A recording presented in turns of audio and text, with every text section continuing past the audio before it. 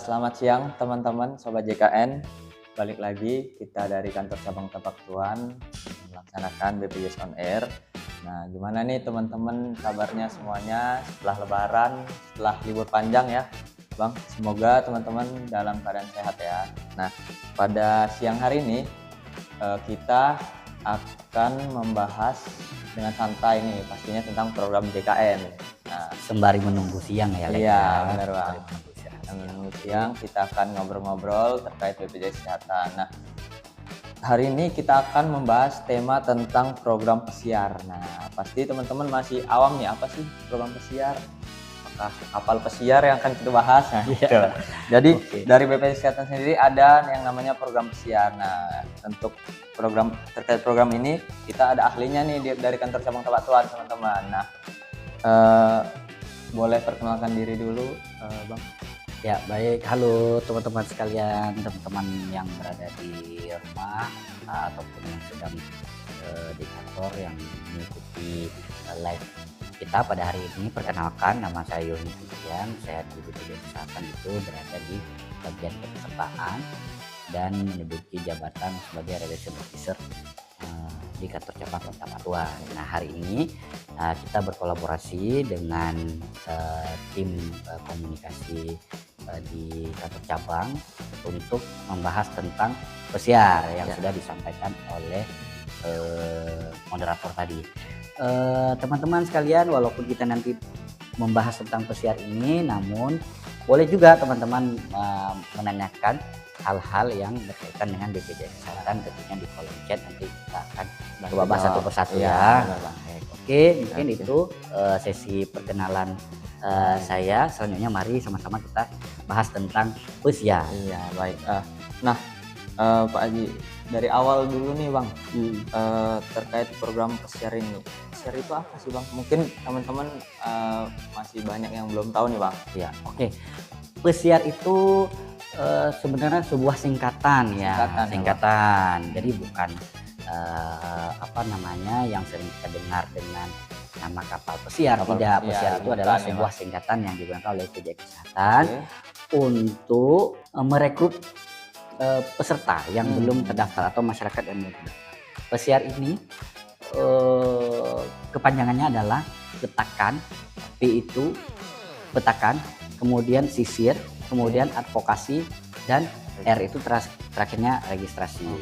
Itu program BPJS Kesehatan untuk meningkatkan keaktifan peserta jaminan kesehatan nasional atau JKN. Berarti ini merupakan kepanjangan ya Pak Haji? Kepanjangan, sebuah kepanjangan. Pesiar, petakan, sisir, advokasi, dan registrasi. Iya. Nah, program ini kan ada singkatan, ada petakan, sisir, advokasi, registrasi. Itu maksudnya gimana ya?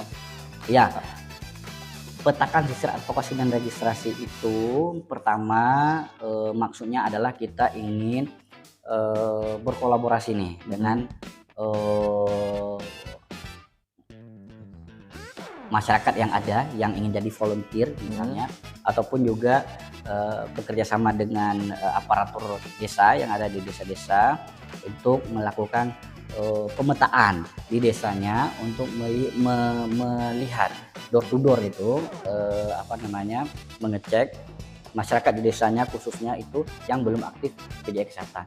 Jadi nanti volunteer ini ataupun dari perangkat desa ini kita sebutnya sebagai agen pesiar. Nah, nanti dari agen pesiar ini yang akan menyisir, melihat, mengecek orang-orang di desanya yang belum aktif, nanti bisa kolaborasi dengan BPJS Kesehatan untuk dilakukan proses aktivasi yang masyarakatnya yang tidak aktif tersebut, atau seandainya masyarakat itu belum terdaftar. Jadi nanti agen pesiar ini melampirkan datanya ke kita akan bantu lakukan aktivasi seperti itu. Baik, berarti tujuannya itu memastikan seluruh masyarakat terdaftar dalam program JKN agar kesehatannya terjamin ya Pak. Benar, karena yang namanya sakit itu kita kan nggak tahu kapan datangnya, malam, siang, pagi. Jadi lebih baik kita ketika mengetahui bahwa status nggak aktif langsung kita lakukan aktivasi seperti itu. Nah, tadi Pak Haji ada singgung terkait kader nih Pak Haji. Kader JKN itu siapa orangnya Pak Haji? Nah, kader JKN itu boleh volunteer atau boleh dari perangkat desa. Nah, sama ini yang sudah berjalan itu kita koordinasi dengan aparatur desa. Nanti kepala desanya memilih salah satu perangkat desanya yang akan dijadikan kader JKN yang selanjutnya akan berkomunikasi dengan kita baik secara kanal layanan WA atau nanti kader JKN datang ke kantor untuk melakukan proses administrasinya. Berarti tugasnya apa aja tuh Pak Haji? Ya, tugasnya itu mereka itu pertama melakukan pendataan dulu. Oke. Nah, kemudian juga nanti kita kolaborasi juga dengan mereka nih untuk menyampaikan bahwa di desanya ada nama-nama yang tidak aktif. Nanti dari situ mereka akan berkunjung door to door ke rumah-rumah yang datanya sudah mereka pegang itu untuk memastikan ini orangnya masih berdomisili di desa ini atau tidak. Status kepesertaannya nanti dicek lagi seperti apa, apakah aktif atau sekarang dalam proses pengajuan untuk didaftarkan di satuan kerjanya. Karena kita tahu bahwa masyarakat kita kan sekarang ada yang sudah bekerja, misalnya ada yang sudah lewat PNS, ada yang sudah berpindah domisili. Nah, hal demikian yang perlu dilakukan cross-check oleh agen pesiar. Nanti setelah dipastikan oleh agen pesiar itu, misalnya pesertanya masih berdomisili di desanya, status kepesertaannya benar, sudah tidak aktif, kemudian data kelengkapan administrasi berkasnya sudah ada, nanti dari agen pesiar itu yang konfirmasi lagi ke BPJS Kesehatan. Berarti agen pesiar ini perpanjangan tangan lah ya Pak Haji. Bisa jadi, ya benar.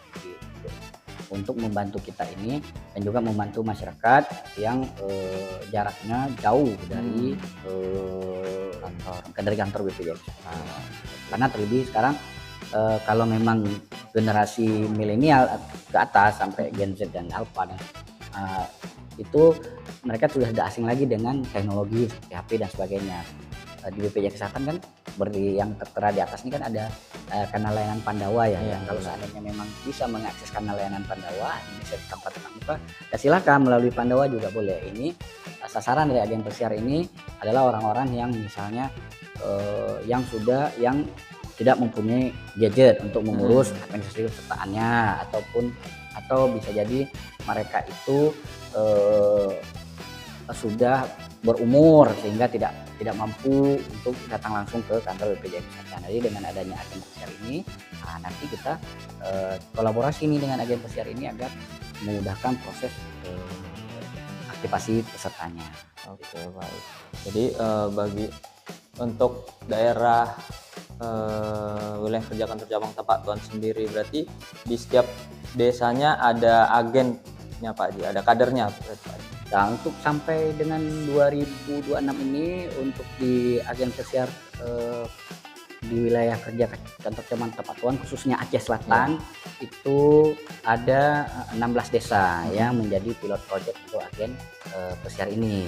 Kalau sewilayah kerja kantor cabang Tepak Tuan itu ada 52 desa yang terbagi di Kabupaten Banyuwangi, Salam dan Singkil. Jadi ini masih bertahap proses pembentukan agen pesiar di desa-desa, dan tidak menutup kemungkinan untuk selanjutnya itu semua desa yang berada di wilayah kerja kantor cabang Tepak Tuan akan memiliki yang namanya agen pesiar ini. Baik ya, seperti itu ya teman-teman. Jadi kurang lebih program pesiar ini memudahkan kita masyarakat untuk dapat melakukan aktivasi kembali gitu ya Pak Haji, untuk mendaftarkan mungkin yang dan belum juga terdaftar. untuk mendapat informasi. Karena kan tadi ada pesiar itu kan salah satu ininya ada advokasi, Iya, ada kan advokasi, sisir ya, advokasi dan registrasi. Kalau memang nanti masyarakatnya sudah aktif, ternyata waktu dicek di lapangan oleh agen pesiar itu aktif, berarti agen pesiar ini punya wewenang dia untuk advokasi, kemudian mengedukasi, disitu memberikan informasi secara jelas dan lengkap tentang program jaminan kesehatan. Seperti itu ya teman-teman ya. Berarti ini program yang sangat baik dan pastinya masyarakat harus mendukung ya Pak. Ya, harus mendukung agen-agen pesiar yang nanti mungkin datang ke rumah untuk melakukan konfirmasi dan mengecek data kepesertaan gitu khususnya. Agen pesiar ini juga saya tambahkan untuk yang 16 desa yang ada di wilayah kerja cabang Perpatuan khususnya Aceh Selatan itu yang 16 desa ini memang kita melihat desa-desa yang memang jauh nih yang terpencil dari kantor cabang BPJS Kesehatan. Tapi kalau desa-desanya yang besar, masyarakatnya sudah lebih aware terkait kepesertaannya, sudah mampu menggunakan gadgetnya, sudah dekat untuk datang ke kantor BPJS Kesehatan. Nah itu mungkin di tahap selanjutnya akan kita buatkan yang namanya program pesiar ini di desa-desa tersebut. Berarti fokus utamanya ke desa-desa yang terpencil ya Pak. Ya, baik. Oke Pak Haji, udah banyak nih yang nanya di kolom komentar, boleh kita bantu jawab ya Pak? Boleh. Pertama dari Kak Lavender. Kak, BPJS gratis pemerintah bisa nggak sih diubah jadi prabayar? Iya, oke. Mungkin Kak Lavender ini ya, salam kenal Kak. Jadi pertama kita menyampaikan bahwa untuk program jaminan kesehatan nasional ini tentunya subsidi pemerintah ya. Jadi bukannya gratis Kak Lavender, karena memang pemerintah itu ambil andil untuk melakukan pembayaran iurannya. Mungkin kalau di Aceh itu ada namanya jaminan kesehatan Aceh ya. Jaminan kesehatan Aceh itu yang membayar iurannya adalah pemerintah Aceh. Kalau yang PBE PBN subsidi pemerintah pusat itu yang bayarkan iuran pemerintah pusat. Nah untuk proses pengalihan jenis kepesertaannya itu boleh-boleh saja, namun ada ketentuan-ketentuannya. Contoh misalnya kalau seandainya dulunya yang subsidi pemerintah, sekarang kita mau beralih ke yang iuran pribadi, ya silahkan dengan ketentuan misalnya harus 1 kakak, jadi tidak boleh pilih-pilih yang ingin masuk di yang berbayar pribadi itu, jadi harus per kakak kalau ada 5 orang.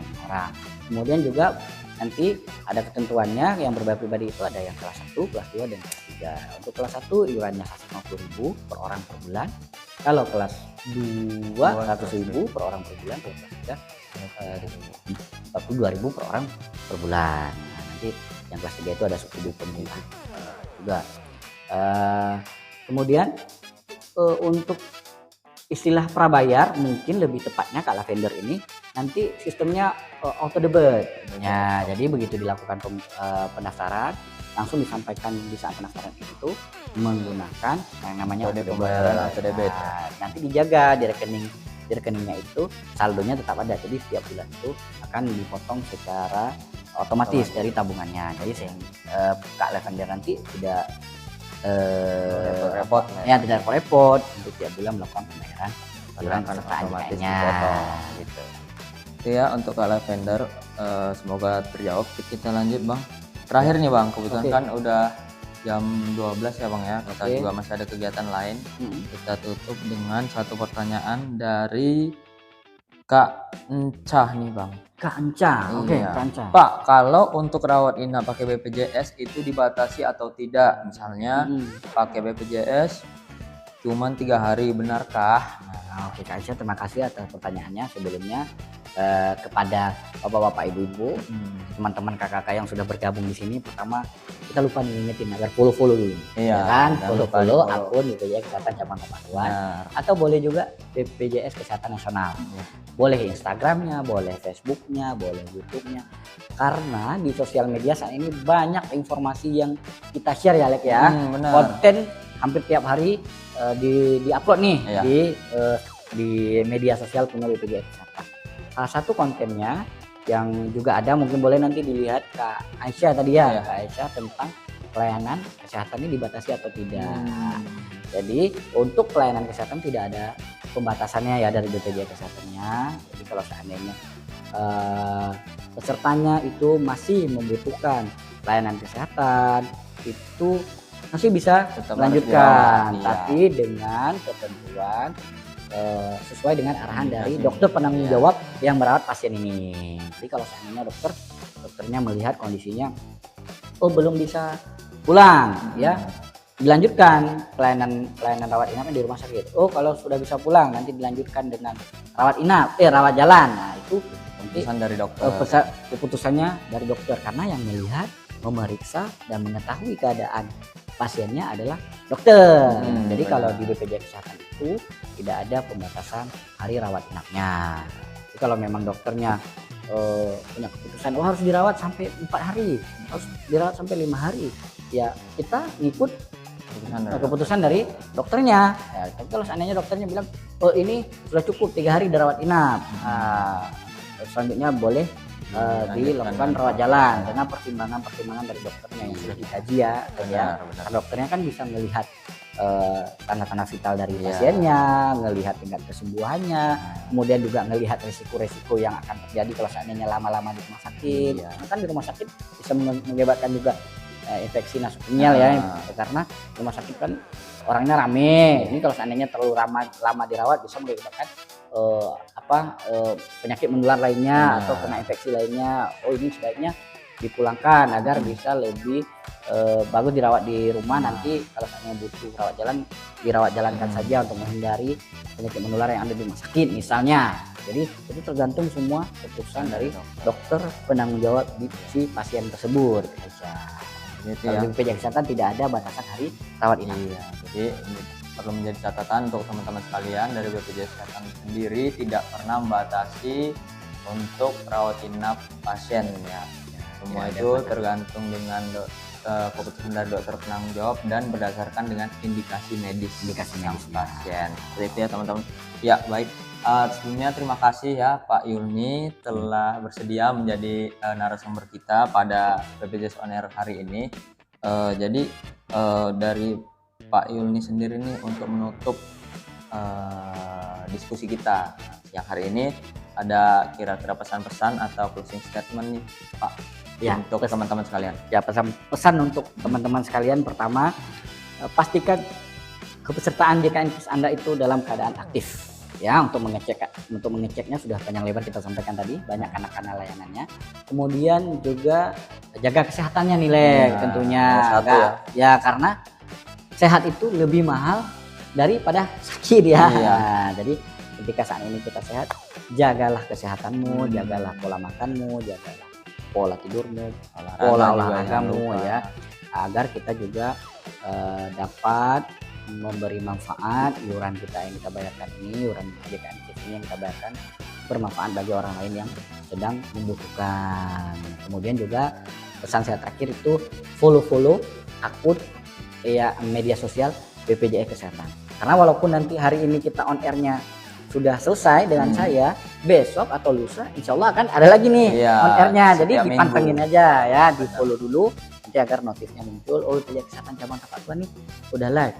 Oh BPJS Kesehatan cabang lainnya juga sudah live. Jadi BPJS Kesehatan ini kan banyak cabangnya. Boleh silakan di follow. Jadi nanti kalau seandainya di BPJS Kesehatan selesai, mungkin di cabang lain udah mulai nih gitu kan live-nya, on airnya, atau langsung follow akun media sosial BPJS Kesehatan RI ya, boleh silakan, agar informasi-informasi yang Bapak Ibu dapatkan, kakak-kakak dapatkan itu informasi yang pasti, informasi yang asli, informasi yang tidak hoax, seperti itu. Baik, terima kasih. Jadi bagi teman-teman juga terima kasih sudah join. Jika masih ada pertanyaan yang belum terjawab, kami mohon maaf, dan teman-teman masih bisa bertanya lewat DM Instagram maupun TikTok nih di BPJS cabang Tapatuan. Jadi tapi sebelum teman-teman bertanya jangan lupa di follow dulu ya. Follow, kemudian kita kirim pertanyaan, nanti kita akan bantu jawab lewat direct message-nya teman-teman sekalian. Jadi sekian ya teman-teman live kita pada siang hari ini. Jika ada salah katakan mohon maaf. Kami izin pamit. Assalamualaikum warahmatullahi wabarakatuh. Selamat siang teman-teman. Siang.